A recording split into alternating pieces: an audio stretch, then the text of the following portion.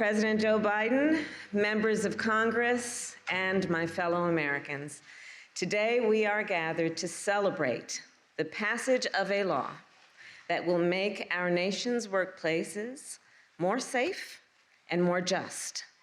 Forced arbitration silences survivors of sexual assault and harassment. It shields predators instead of holding them accountable and gives corporations a powerful tool to hide abuse and misconduct. And it compels the people of our nation, and most often the women of our nation, to sign away one of their most fundamental rights, the right to seek justice in court. The legislation the President will sign today will end forced arbitration in all cases of sexual abuse.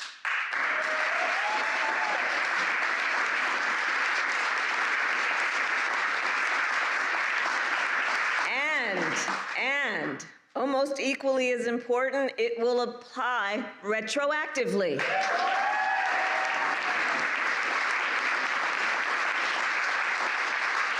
Invalidating every one of these agreements, no matter when they were entered into. And as many of you know, it has been a long road to get to today. I co-sponsored this legislation 5 years ago when I was a senator, and we would not have reached this very moment were it not for a bipartisan group of legislators, many of whom are here today. These leaders, they saw clearly this is not a partisan issue. This is not about Republicans or Democrats.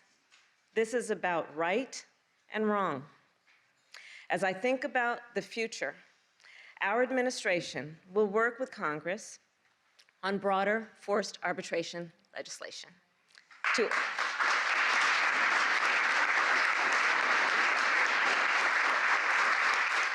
and we will do that to also protect the rights of workers in cases of wage theft, racial discrimination, and unfair labor practices.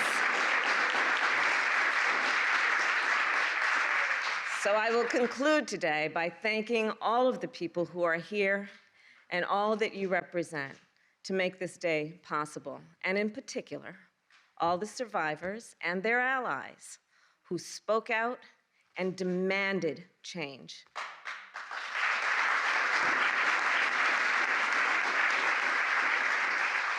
Thank you for your courage and your resilience and for your leadership.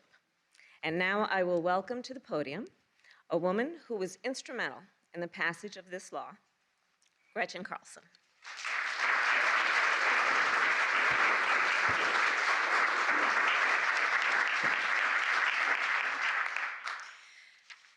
Hi, everyone. I'm Gretchen Carlson. It's such an honor for me to be here today, a culmination of a 5-year journey of hard work and perseverance. An historic day that proves that both parties can come together to get something good done. I can't think of a better way to kick off Women's History Month than by signing a bill that will make the workplace safer for millions of women.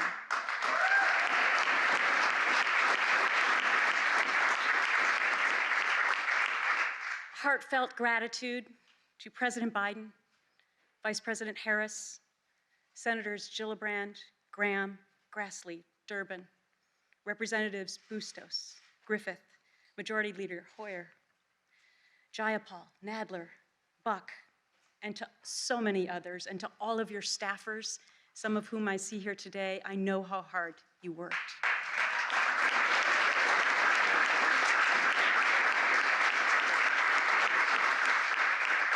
And today I'm here on behalf of the millions of American workers who up until today have been voiceless, silenced for simply having the courage to come forward to say something bad happened at work.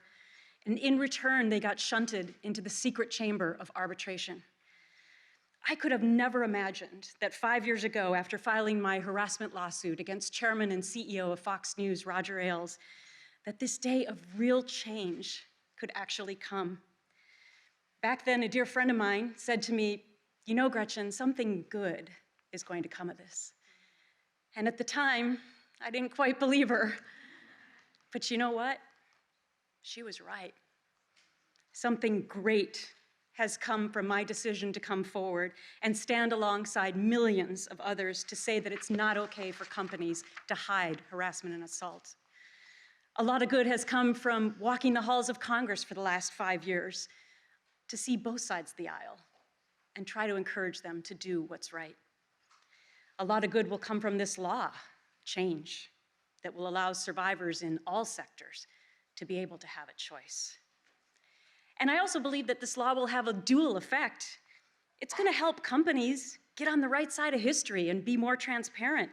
But I believe it's also going to stop the bad behavior, because now everyone will know that women's voices can be heard.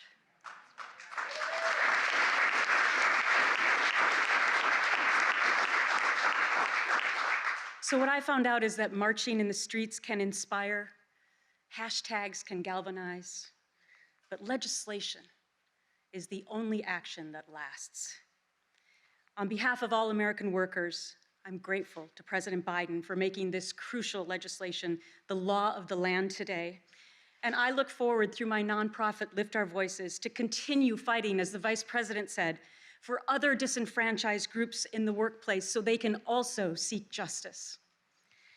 I often say that I did all of this for my children, and nothing would have been complete without them here today.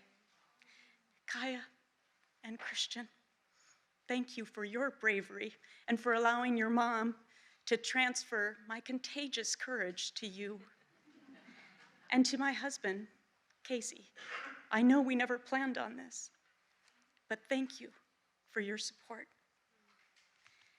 And now, it gives me great pleasure to introduce to you the President of the United States.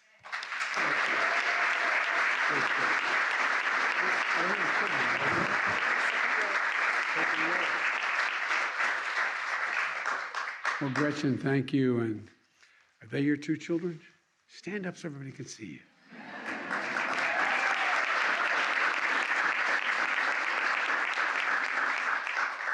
Who's that guy in front of you? Is that Dad? Just remember, moms you get along with, you can work it out, but dads are hard to raise. Be patient with us, okay? Well, look, Gretchen, thank you very much. You know, you went from speaking to millions to speaking for millions and speaking for a movement.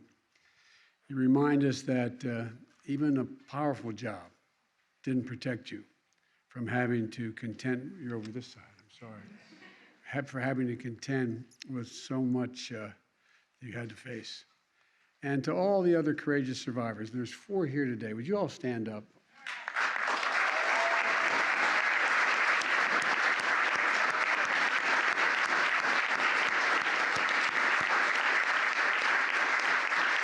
You're the survivors who led to this historic reform. And thank you, thank you, thank you. On behalf of my daughter, my granddaughters, all my family, thank you so very much. Between half and 3/4 of all women report that they have faced some form of sexual harassment in the workplace. And too often they're denied a voice and a fair chance to do anything about it. Today, we send a clear and strong message that we stand with you for safety, dignity, and for justice. In my State of the Union, I said I disagreed with the notion that we can't work together on important things. Last year, I signed 80 bipartisan bills into law, from preventing government shutdowns to reforming the military justice system, as Kristen knows very well, on a whole range of issues relating to how women are treated. Today, I'm proud to sign another bipartisan bill into law. And I want to thank the many champions of this bill. The Vice President, represented an old friend, Cheri Bustos. Good to see you, Cheri. And Ken Buck, Morgan Griffith, Pamela Jayapal. Where is she? There you are. Good to see you. And Senators Kristen Gillibrand and Lindsey Graham. By the way, Lindsey used to be a really close friend. I'm going to work on it again. and Dick Durbin, and I'm leaving so many people out. But look, for the folks at home, here's what this law is going to do. Time and again, women and sometimes men are forced and faced sexual harassment and assault on the job. And it took that courageous step to reporting when it happened. And some of them, when they did, they found out that reporting harassment behavior triggered a part of an employment contract they had never seen, they didn't even know existed, that they were powerless to change. A mechanism called forced arbitration. Forced arbitration is in court. In fact, forced arbitration prevents survivors from going to court. And under forced arbitration proceedings are conducted in secret, often by arbitrators selected and paid for by the employer. And the outcomes of the arbitration are usually hidden from the public and the employees and coworkers, and they usually can't even, and they can't be appealed or can't be overturned. In some arbitration clauses, you can't even acknowledge that you're bringing the claim. And parenthetically, employers can still forbid people from talking about what happened to them through non-disclosure clauses. And I think that should be changed as well, but that's another day.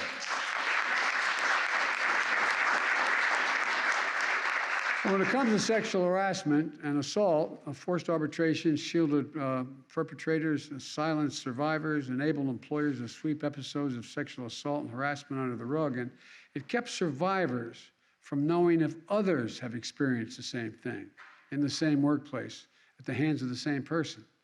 And yes, there will be cases where victims want their claims resolved in private, but some survivors will want their day in court. And that should be their choice and nobody else's choice.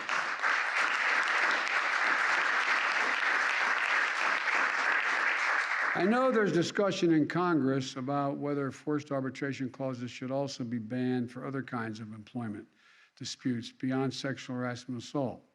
I think it's all wrong, and they should be banned.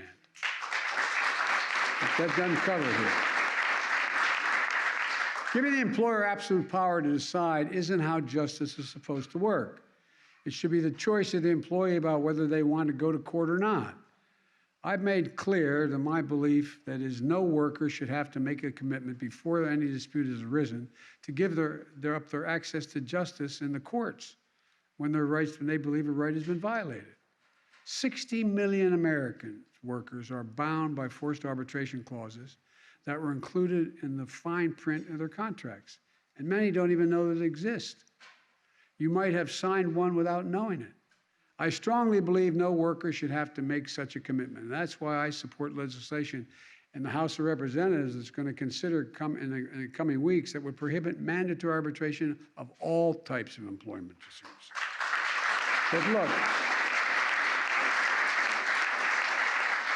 today marks an important step in an effort to ban mandatory pre-dispute arbitration clauses that takes the power to choose how to pursue justice away from the worker.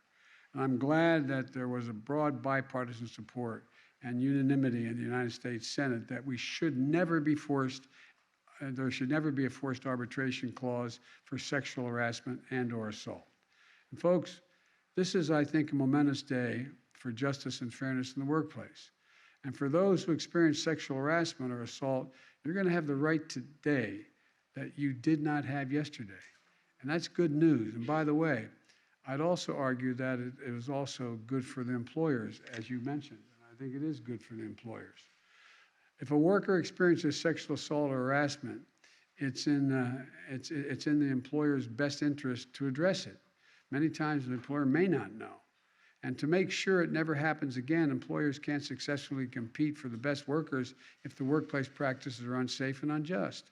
Employers, it puts you on the right side of the workers. And as Gretchen said, it puts you on the right side of history.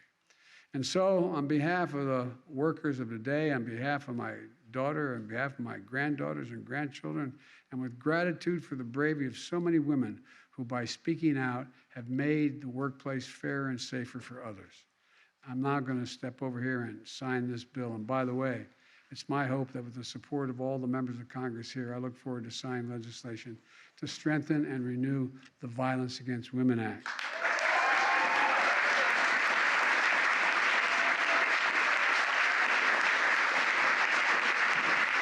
which I first wrote and championed 3 decades ago. So folks, it's time to get that passed too. Ladies and gentlemen, I'm going to walk over and sign this legislation. And invite up.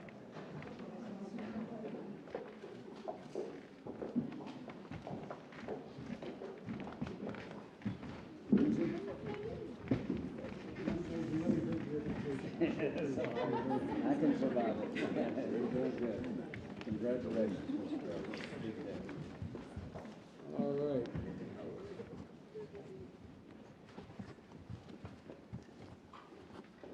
And usually you have a pen for everybody. I promise you're all going to get one. But they don't. All right?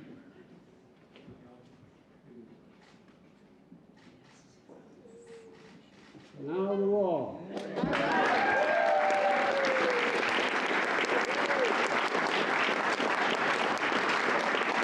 Thank you all.